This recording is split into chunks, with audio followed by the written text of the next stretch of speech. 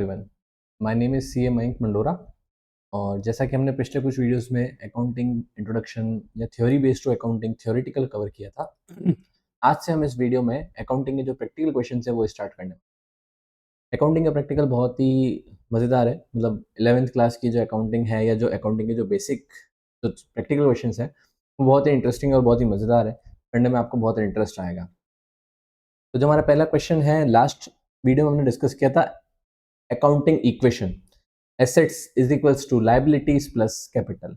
आज उसी के ऊपर हम लोग क्वेश्चन करने वाले हैं, क्योंकि जैसा कि इक्वेशन है assets will always be equal to liabilities plus capital. तो जब भी आप अकाउंटिंग इक्वेशन करेंगे आपको ये चीज ध्यान रखनी है कि मेरी जो अकाउंटिंग इक्वेशन, जो मैंने एक ट्रांजेक्शन की पोस्टिंग करी है, उसके बाद मेरी इक्वेशन जो वो मैच आनी चाहिए।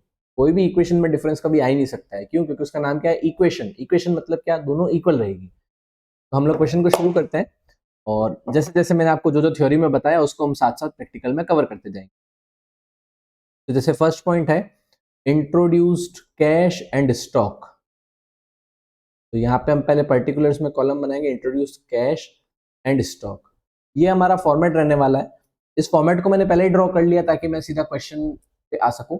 आप भी जब एग्जाम में, आप भी जब प्रैक्टिकली जब क्वेश्चंस करेंगे तो या तो आप कॉपी के दोनों पेज को कवर करेंगे और या फिर आप अपनी कॉपी को रोटेट करेंगे लैंडस्केप मोड में और उसके बाद लाइंस बनाएंगे और कॉलम्स बनाएंगे।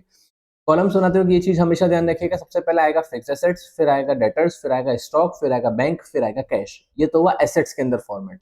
सबसे पहले फिक्स एसेट्स, फिर डेटर्स, फिर स्टॉक, फिर बैंक, फिर कैश, और फिर लास्ट कॉलम आ जाएगा टोटल का। उसके बाद लायबिलिटी साइड में अगर अपन देखेंगे तो लायबिलिटीज में पहला कॉलम और लास्ट कॉलम रहेगा कैपिटल का, और कैपिटल के बाद में रहेगा क्या, टोटल का कॉलम।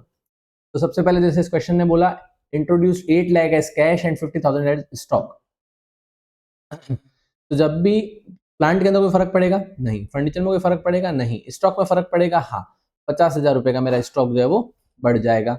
बैंक में कोई फर्क पड़ेगा नहीं, और 8 लाख रुपए का मैं कैश लेके आया हूं तो 8 लाख रुपए मैंने यहाँ पे कैश भी डाल दिया। अब इसकी टोटल लगा लेते हैं, टोटल आ गई आपकी 8,50,000 रुपीज। अब लाइबिलिटी में कोई फर्क पड़ेगा नहीं, लेकिन लास्ट वीडियो में मैंने आपको बताया था बिजनेस और बिजनेस का ओनर दोनों सेपरेट है। हमने एक कंसेप्ट किया था सेपरेट लीगल एंटिटी, जो ये कहता है कि बिजनेस और बिजनेस का ओनर दोनों ही सेपरेट है। तो जब आप बिजनेस की बुक्स बनाएंगे तो आपको उसमें ये मिलेगा कि जब जो भी पैसा ओनर अपने बिजनेस में लगा रहा है वो बिजनेस के लिए क्या है, एक तरह से कैपिटल। कैपिटल एक तरह से लायबिलिटी होती है। क्यों? क्योंकि बिजनेस को वो पैसा ओनर को वापस लौटाना है। तो हमेशा जब भी आप बिजनेस स्टार्ट करेंगे कोई भी चीज से, तो वो आपकी क्या बन जाएगी, कैपिटल। तो हमने कैश और स्टॉक के साथ बिजनेस शुरू किया, तो हमने बिजनेस में कितना पैसा लगाया उसको बेसिकली कहते हैं क्या, कैपिटल। तो मैंने बिजनेस में कितना पैसा लगाया, 8,50,000 रुपए लगाया। अब मेरी ये वाली टोटल 850 और ये वाली टोटल 850 दोनों मैच आ रही है, मतलब मेरी अकाउंटिंग इक्वेशन यहाँ पे सही है। सेकेंड जो ट्रांजेक्शन है वो है परचेज प्लांट। इधर प्लांट का मतलब पौधे वाला प्लांट नहीं है, प्लांट एंड मशीनरी एक टर्म होता है। प्लांट एंड मशीनरी का मतलब है जैसे आप एक मैन्युफैक्चरिंग यूनिट है आप एक मैन्युफैक्चरिंग यूनिट है, मैन्युफैक्चरिंग यूनिट के लिए मशीनरी या प्लांट क्या होगा, कोई भी ऐसी मशीनरी जो उसको प्रोडक्ट मैन्युफैक्चर करके दे, तो उसको हम क्या कहेंगे, प्लांट एंड मशीनरी। आप उसको प्लांट भी कह सकते हो, मशीनरी भी कह सकते हो। अच्छा, फिक्स एसेट्स क्या होती है, करंट एसेट्स क्या होती है, उसके बारे में हम पहले एक बार बात कर लेते हैं आगे बढ़ने से पहले। तो फिक्स्ड एसेट्स, जैसे एसेट्स और लायबिलिटीज जो है वो हमेशा दो पार्ट में बांटी जाएगी, जैसे एसेट्स एंड लायबिलिटीज। एसेट्स में सबसे पहले आएगी current assets, sorry non current assets, और दूसरी आएगी क्या, करंट एसेट्स। और लायबिलिटीज में भी क्या आएगी, current liabilities and non current liabilities. Non current liabilities यानी वो जिसकी लाइफ जो है वो 12 महीने से ज्यादा है। लाइफ का मतलब क्या है, मैंने कोई मशीनरी खरीदी, अब ऐसा तो है नहीं कि उसको 12 महीने में खत्म कर दूंगा या 12 महीने में पूरी यूटिलाइज करके उसको सेल आउट कर दूंगा या डिस्कार्ड कर दूंगा, नहीं। मशीनरी जो है वो सालों साल चलेगी। यानी वो एसेट जो 12 महीने से ज्यादा चलने वाली है वो तो है मेरी नॉन करंट एसेट्स, और वो एसेट जो मुझे 12 महीने से कम के अंदर रिटर्न देने वाले हैं वो है मेरे नॉन करंट एसेट्स। वापस से बोलता हूँ, वो एसेट्स जो मुझे 12 महीने से ज्यादा के लिए चलने वाली है और 12 महीने के बाद में भी रिटर्न देने वाली है, तो वो है मेरी नॉन करंट एसेट्स। और वो एसेट्स जो मुझे 12 महीने के अंदर रियलाइज हो जाएगी या 12 महीने तक रिटर्न देने वाली है, वो है मेरी current assets. Same goes with liability. मान लीजिए कोई बैंक से मैंने लोन लिया, हाउसिंग लोन। अब हाउसिंग लोन जो है जैसे वो चलता है 30 ईयर्स तक का, 20 ईयर्स तक का, तो वो कौन सी लायबिलिटी कहलाएगी? Non current liability. और क्रेडिटर्स, जैसे मैं किसी से उधार पे एक चेयर खरीद के आया, जैसे ये चेयर है मान लीजिए मैं उधार पे खरीद के आया, तो चेयर वाला मुझे कितने दिन की क्रेडिट देगा, कितने दिन के लिए उधार देगा? 10 दिन, 15 दिन, 1 महीना, 2 महीना। तो वो है मेरी क्या? Current liability. यानी वो पेमेंट जो मुझे 12 महीने के अंदर अंदर पेमेंट करना है, वो लायबिलिटी जिसका मुझे पेमेंट 12 महीने के अंदर अंदर करना है, वो है मेरी क्या? Current liability. और वो लायबिलिटी जो मुझे 12 महीने के बाद में पेमेंट करके खत्म करनी है, वो है मेरी नॉन करंट लायबिलिटी। अब फिक्स्ड एसेट्स क्या होते हैं? फिक्स्ड एसेट्स आएगी नॉन करंट एसेट्स के अंडर में। ठीक है, अब सेकंड पॉइंट पे आते हैं। Purchase plant of 3 lakh by paying 15,000 in cash and in balance at later date. ठीक है, 3 लाख रुपए की मैंने प्लांट खरीदा, तो प्लांट में 3 लाख रुपए ऐड हो जाएगा।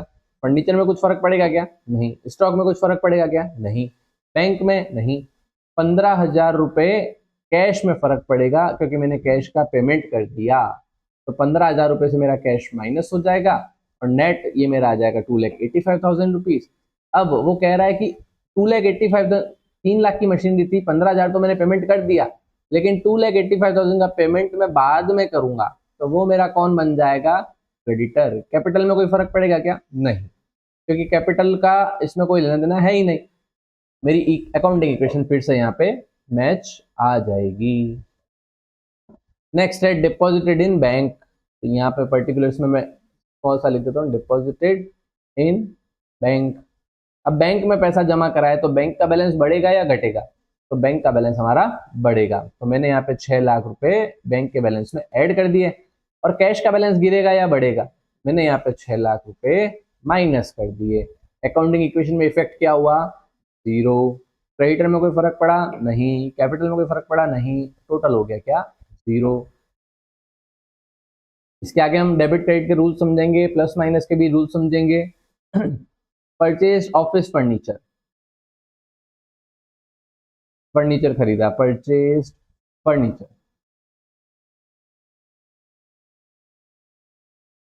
ओके, प्लांट में कोई फर्क पड़ेगा क्या? नहीं, लेकिन फर्नीचर में पड़ेगा। फर्नीचर मेरा ऐड हो जाएगा। 1 लाख रुपए से मेरा फर्नीचर ऐड हो गया। पेमेंट कैसे किया? चेक से। तो क्या कैश में कोई फर्क पड़ेगा क्या? नहीं। किस में फर्क पड़ेगा? बैंक में। बैंक में से अब 1 लाख रुपए जो है वो माइनस होने वाले हैं। यहाँ पे भी इफेक्ट क्या हो गया? जीरो। अकाउंटिंग इक्वेशन मेरी मैच आ गई। लायबिलिटी कोई बनेगी नहीं, क्यों? क्योंकि लायबिलिटी का मैंने उधार पे तो खरीद के लाया ही नहीं, मैं तो कैश पेमेंट देके या बैंक से पेमेंट देके लेके आया हूँ। Purchase goods. अब ये वाला क्वेश्चन हम अच्छे से समझेंगे, ये वाले पॉइंट्स हम अच्छे से समझेंगे। Purchase goods worth ₹80,000 for cash and for 35,000 in credit. Okay, total goods कितने खरीदे, ये कैसे मालूम पड़ेगा? क्वेश्चन क्या कह रहा है? Purchase goods worth ₹80,000 for cash. 80,000 for cash मतलब 80,000 तो कैश में खरीदा, एंड फॉर 35,000 क्रेडिट, यानी 35,000 एडिशनल क्रेडिट पे भी खरीदे हैं। तो जब दोनों को जोड़ेंगे तो आ जाएगा 1,15,000 रुपीज। बैंक में कोई फर्क पड़ेगा? नहीं। 80,000 रुपए कैश में फर्क पड़ेगा कि मेरा 80,000 रुपीज से मेरा यहाँ पे माइनस हो जाएगा कैश। नेट इफेक्ट कितना हो गया? 35,000 रुपीज से मेरी एसेट्स बढ़ गई और लाइबिलिटीज भी बढ़ जाएगी। कितने से? 35,000 रुपीज से। ये मेरी अकाउंटिंग इक्वेशन फिर से यहाँ पे मैच हो गई है। 6 point, goods amounting to 45,000 was sold for 60,000 on cash basis. Okay, क्या कह रहा है क्वेश्चन कि 45,000 रुपीज के गुड्स जो है मैंने बेचे हैं। ठीक है, तो गुड्स में से कितने माइनस करूं? 45,000 रुपीज के गुड्स मैंने बेचे हैं, 45,000 मैंने यहाँ पे लेस कर दिए। अब बेचे कितने में है? 60,000 रुपीज में बेचे, तो मेरे पास कैश कितना आया? 60,000। नेट इफेक्ट कितना हुआ? 15,000 रुपए प्लस का। अब क्या मेरी लाइबिलिटीज में फर्क पड़ेगा? नहीं। तो क्या कैपिटल में फर्क पड़ेगा? अब अकाउंटिंग इक्वेशन मैच करने के लिए आप बोलेंगे कि हाँ सर अकाउंटिंग कैपिटल में फर्क पड़ेगा 15,000 रुपीज, टोटल में भी आ गया 15,000 रुपीज। अब कैपिटल में फर्क क्यों पड़ा? कैपिटल में फर्क इसलिए पड़ता है कि जब भी बिजनेस प्रॉफिट कमाता है, प्रॉफिट किसके लिए कमाता है? ओनर के लिए। यानी ओनर और बिजनेस दोनों सेपरेट है, ये हमने पहले भी पढ़ा, अभी भी पढ़ा, वापस बताता हूँ। ओनर और बिजनेस सेपरेट है, लेकिन जब ओनर अपना पैसा बिजनेस में लगा रहा है तो वो क्या है? कैपिटल। कोई भी पर्सन बिजनेस में पैसा क्यों लगाता है? ताकि वो उससे रिटर्न जनरेट कर सके। तो जब मैंने 45,000 के गुड्स 60,000 में बेचे, 15,000 का प्रॉफिट कमाया, तो मेरी एक तरह से क्या बढ़ गई? कैपिटल बढ़ गई। यानी अब अगर मैं बिजनेस में से पैसा निकालता हूं तो मैंने जितना पैसा लगाया था उससे 15,000 रुपए एक्स्ट्रा मिलेगा। क्यों? क्योंकि 15,000 रुपए का मैंने क्या कमाया? प्रॉफिट। प्रॉफिट हमेशा कैपिटल में ऐड होगा और लॉस हमेशा कैपिटल में से लेस होगा। अभी इस केस में 45,000 के गुड्स अगर मैंने 60,000 में बेचे, 15,000 का मुझे क्या हुआ? प्रॉफिट। और प्रॉफिट कहां जाके जुड़ेगा? कैपिटल में जाके जुड़ जाएगा। नेक्स्ट पॉइंट लेते हैं। 7th पॉइंट जो हमारा है, goods costing 80,000 was sold for 1,25,000 on credit. Goods sold on credit. ठीक है। सबसे पहले प्लांट में फर्क पड़ेगा क्या? नहीं। फर्नीचर में फर्क पड़ेगा क्या? नहीं। 80,000 स्टॉक में से थे, स्टॉक में से हो गया लेस। अब मेरे को एक रो यहाँ पे ऐड करनी पड़ेगी। रीजन बीइंग कि मैंने क्रेडिट पे माल बेचा है। क्रेडिट पे जब भी गुड्स बेचते हैं तो क्या होता है? डेटर्स बन जाते हैं। फॉर्मेट को मैं थोड़ा सा सही कर देता हूँ। ओके, तो मैंने यहाँ पे एक कॉलम क्रिएट कर दिया है डेटर्स के लिए। अब 80,000 के गुड्स मैंने उधार पे बेचे 1,25,000 रुपए में, तो मैं पैसे कितने मांगूंगा? डेटर से कितने पैसे लूंगा? 1,25,000 रुपए लूंगा। अब 80,000 के गुड्स अगर मैंने 1,25 में बेचे तो मेरे को प्रॉफिट कितना हो गया? 45,000 रुपीज। और प्रॉफिट कहाँ जाके जुड़ेगा? सॉरी, गलत कॉलम। प्रॉफिट कहाँ जाके जुड़ेगा? कैपिटल में। कैपिटल में कितना पैसा जुड़ जाएगा? 45,000 रुपीज। और मेरी यहाँ पे भी अकाउंटिंग इक्वेशन जो है वो मैच आ जाएगी। अच्छा, ये क्वेश्चन मैंने आपको एग्जाम या आपके व्यू पॉइंट के हिसाब से नहीं करवाया, अभी मैंने सिर्फ आपको एक समझाने के लिए एग्जाम्पल लिया है। इसके बाद हम एक क्वेश्चन शुरू करेंगे, प्रॉपरली हम क्वेश्चंस को समझेंगे। नेक्स्ट है, cheque issue to the supplier of goods worth ₹35,000। अब आपने चेक इशू कर दिया किसको? जिससे आप उधार पे माल लाए थे। 35,000 रुपए जब आप किसी से लेके आए थे, आपने उसको चेक इशू कर दिया, तो प्लांट में कोई फर्क पड़ेगा? नहीं। फर्नीचर में? नहीं। स्टॉक में कोई फर्क पड़ेगा क्या? नहीं पड़ेगा। क्यों? क्योंकि स्टॉक तो मैं पहले से ला चुका हूं, अब तो मैं सिर्फ और सिर्फ पेमेंट कर रहा हूं। तो जब मैंने चेक इशू किया तो 35,000 रुपीज कहां से लेस होगा? बैंक में से लेस होगा। कैश में कोई फर्क पड़ेगा क्या? नहीं पड़ेगा। टोटल अकाउंटिंग इक्वेशन में 35,000 रुपीज माइनस हो जाएंगे, और लाइबिलिटीज में भी अगर मैं आके देखूंगा तो 35,000 रुपीज मेरे लेस हो जाएंगे, और टोटल यहाँ पे भी माइनस 35,000 रुपीज की आ जाएगी, और मेरी यहाँ पे अकाउंटिंग इक्वेशन जो है वो मैच हो जाएगी। 9th पॉइंट है, cheque received from customer amounting to 75,000 rupees. अब चेक रिसीव्ड है, प्लांट में कोई फर्क नहीं, फर्नीचर में नहीं, स्टॉक में नहीं, डेटर्स में हाँ। मैंने चेक रिसीव किए किससे? जिनको मैंने उधार पे माल बेचा था।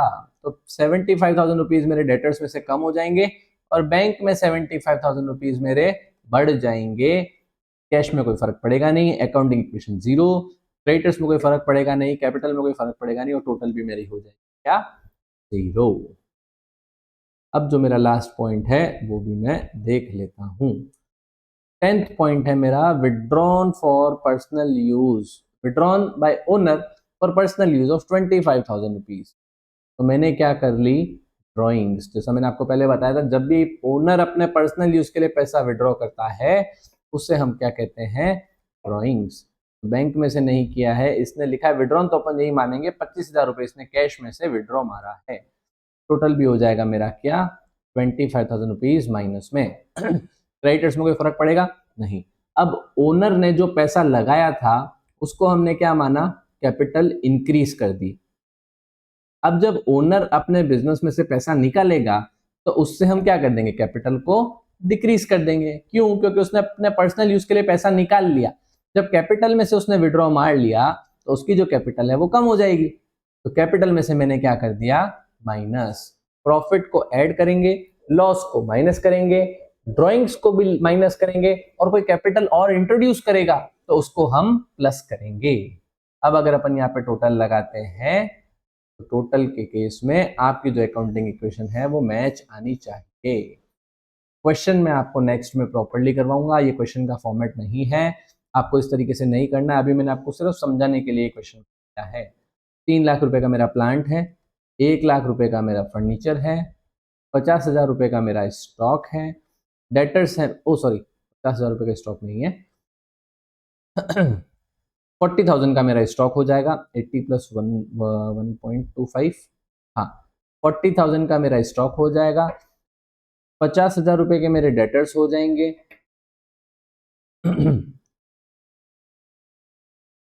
5 के बाद 1,10,000, 3,90,000 का मेरा बैंक बैलेंस हो जाएगा, और कैश हो जाएगा मेरे पास कितना, 8 में से 6 गए, 2 2 में से 80 गए, 1 20, 1 20 में से 15 गए, 1 5, 1 5 में से 25 और गए, 80 80 के बाद 60,000 और है, तो 1,40,000 रुपए का मेरा कैश हो गया।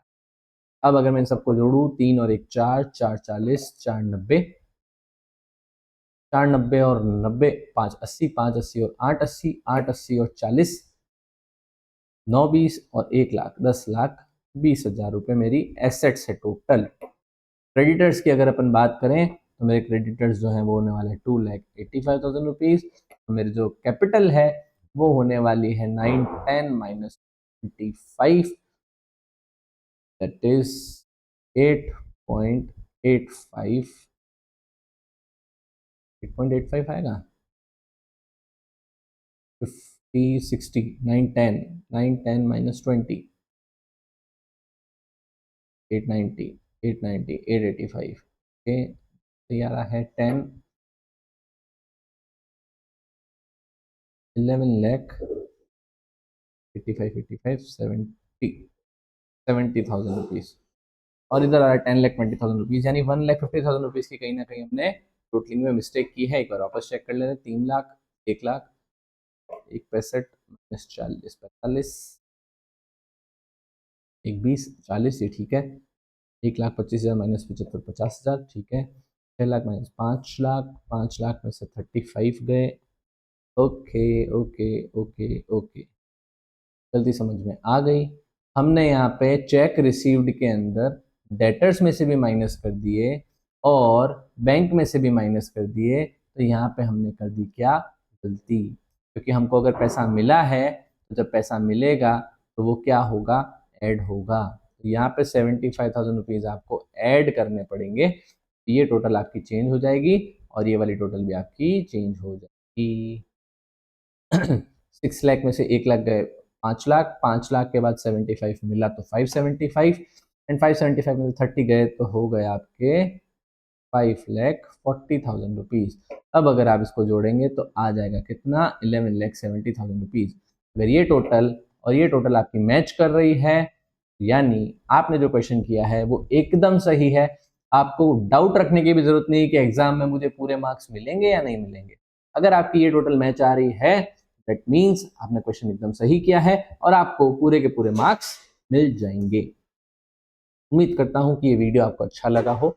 मैंने अभी आपको एक प्रैक्टिकल क्वेश्चन इसीलिए करवाया कि आपको एक इंट्रोडक्शन मिले कि अकाउंटिंग में प्रैक्टिकल होता कैसे है।